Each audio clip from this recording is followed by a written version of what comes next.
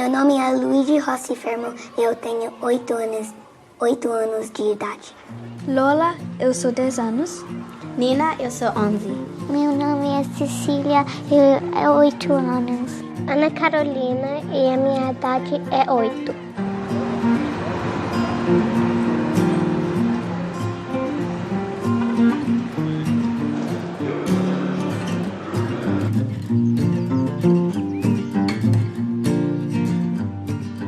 Algumas pessoas herdam uma casa. Outras podem herdar algum dinheiro. Tem também aquelas que herdam uma chaleira de ferro ou uma coleção de selos. Pode ser ainda um nariz pontudo, uma testa larga ou uma canela fina. Mas algumas pessoas recebem uma língua como herança. A Inglaterra principalmente Londres, é uma cidade de centenas de línguas. E você andava, se você está andando no centro de Londres, às vezes é até difícil você encontrar alguém falando inglês, entendeu? Então tudo isso, aquela multiculturalidade de Londres me fez sentir muito, muito em casa. Eu saí de São Paulo em 93, comecei nos anos 90, e aí eu vim pra cá, mas achava também que ia ficar só 6 meses, que não ia ficar.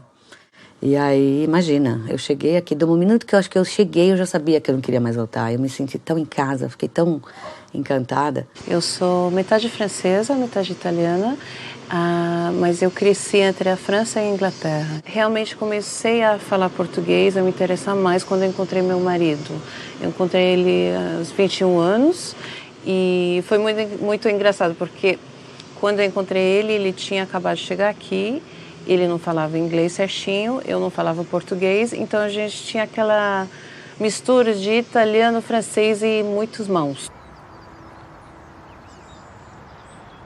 Eu sou pesquisadora na área de bilinguismo, trabalho com várias línguas, mas uma grande parte do meu trabalho é com o ensino de português como língua de herança para as crianças de famílias brasileiras que estão crescendo no Reino Unido. E como consequência do meu trabalho acadêmico, eu fundei, junto com outros colegas professores, uma associação, uma ONG, chamada ABRIR, que é a Associação Brasileira de Iniciativas Educacionais no Reino Unido, que a gente transforma o conhecimento acadêmico em ação social, em apoio às escolinhas brasileiras.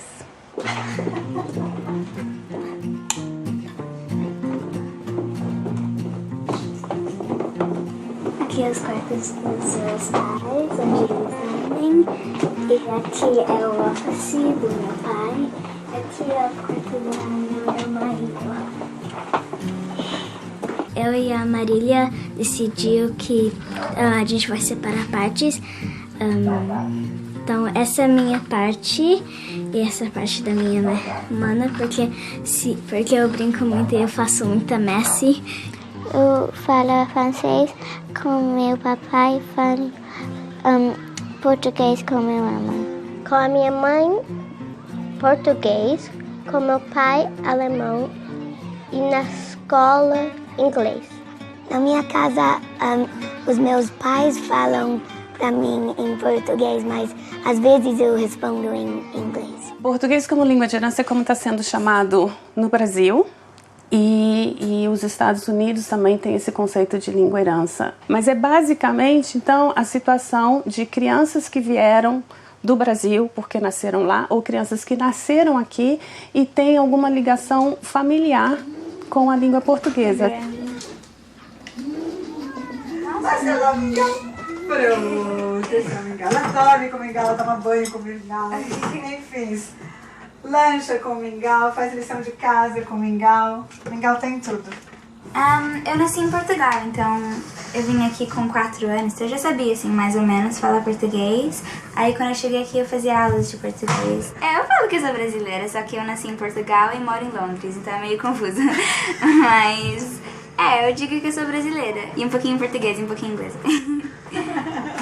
A minha pesquisa de doutorado foi uma pesquisa sobre a relação de língua e identidade, mais especificamente tentando entender como que as famílias escolhem a língua para estarem interagindo com as crianças, educando as crianças.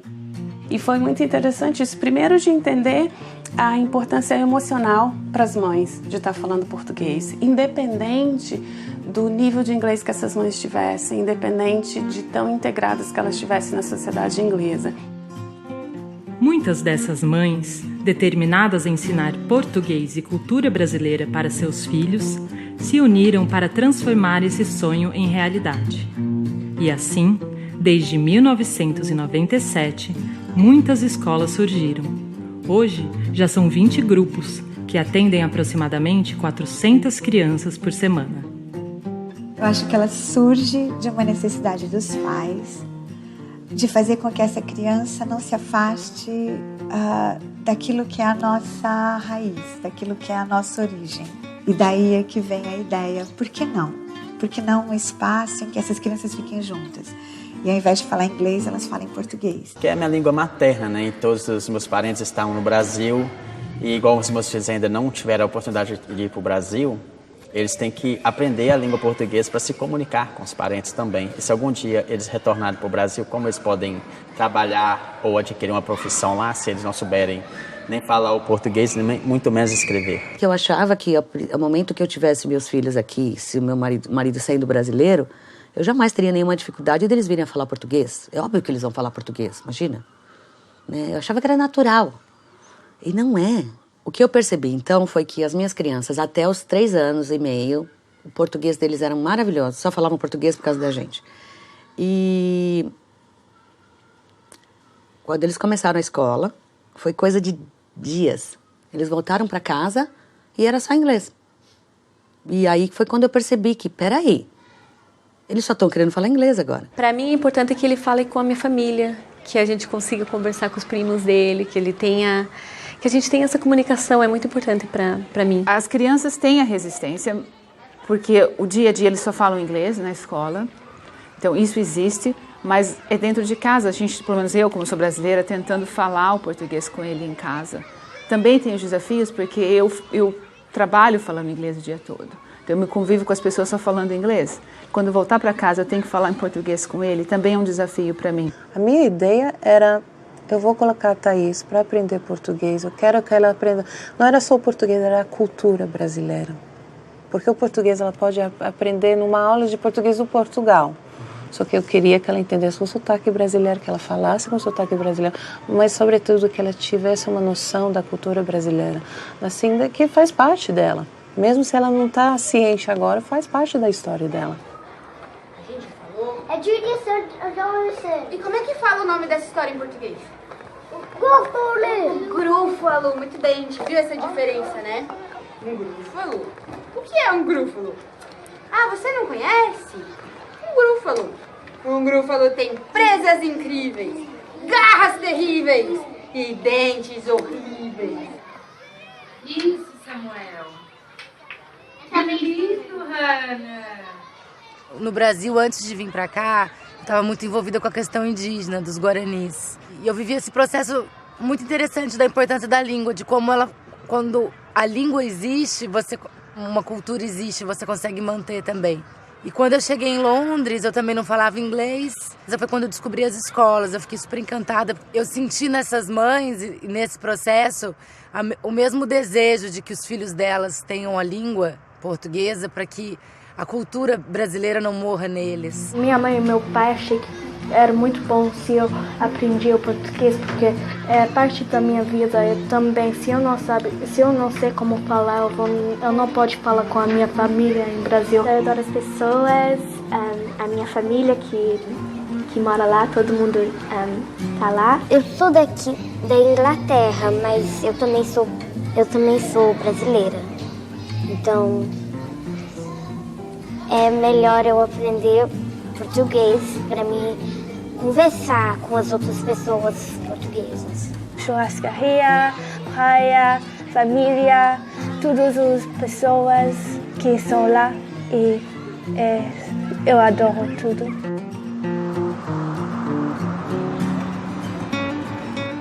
A diversidade de competência linguística das crianças numa turma é muito grande. Então, você vai pegar a criança de 7, 9 anos, tem criança que sabe ler e escrever nas 2 línguas e tem criança que só sabe ler e escrever em uma.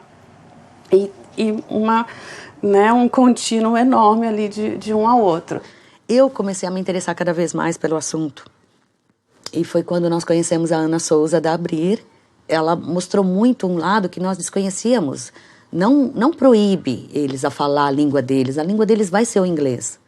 Faça com que eles tenham vontade de querer falar o português. Faça uma coisa bem gostosa, bem lúdica, no qual eles vão aprender brincando. Mostra o que tem de bom no português para eles saberem. Quase virou, quase virou, mas não virou. Eu gostei quando nós não era tudo escrever coisas assim. Nós fazemos brincadeiras e sem saber que eu estava aprendendo, eu progressou e falou português mais com essas brincadeiras. Quem consegue falar? Nathalie, pega o número 4 pra mim, por favor. A Silvia fala pra gente, a diretora da escola. Eles iam, por exemplo, fazer uma revista. Essa revista não precisa ser sobre coisas do Brasil, sobre temas do Brasil, sobre a cultura do Brasil. Eu quero que as meninas, elas escrevam em português uma revista para falar do que elas quiserem, do que interessar para elas. Mas que elas tenham a capacidade de utilizar a língua portuguesa para expressar o que elas sentem. Como que é o nome desse aqui? Não sei a O que é isso aqui? Como é que escreve? Dentro da escola existe um tema gerador. Então, a partir desse tema gerador, cada professora utiliza as ferramentas que considera mais adequadas. No meu caso, eu gosto muito de utilizar histórias em quadrinhos, especialmente a Turma da Mônica, e gosto muito de usar tecnologia em sala de aula. A gente faz uma opção em que a gente diz, a gente vai ensinar língua através da cultura. Então a gente sempre traz esses aspectos culturais brasileiros para que as nossas crianças aprendam português também entendendo essas manifestações culturais, entendeu? Então a gente tem essa relação muito forte entre língua e cultura que permeia o trabalho que a gente faz.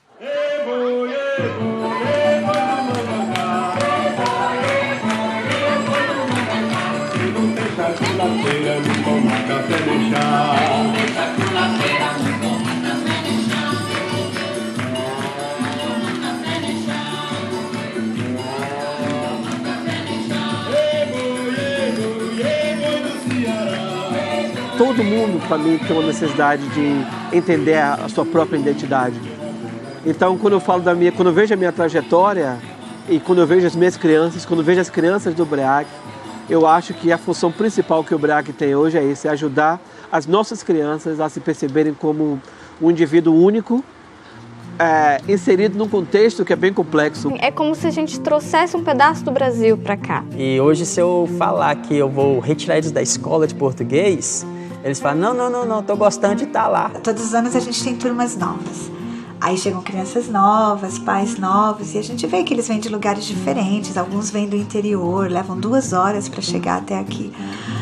E passado assim alguns 3 meses, quando eles chegam na escolinha, um já dormiu na casa do outro, ou eles já têm um cinema para ir depois da escolinha juntos. E com isso você vai adicionando ali. Mas eu acho que cada vez mais a gente adiciona porque a gente está muito longe. Daí vai ficando pequenininho. E eu acho que é justamente a escolinha que a gente tenta fazer não ficar pequenininho. Eu acredito que através do conhecimento da língua portuguesa, a gente está também colaborando para a valorização e o respeito dessas crianças para o país, para o Brasil. Então, as crianças têm toda essa consciência assim, de que o português e a experiência cultural com o Brasil acrescenta ao que elas, quem elas são. Aqui, como eles falaram, como uma família, eles dois como a minha família. Sem essa escola, eu não vai ter todas as minhas amigas e a minha família aqui.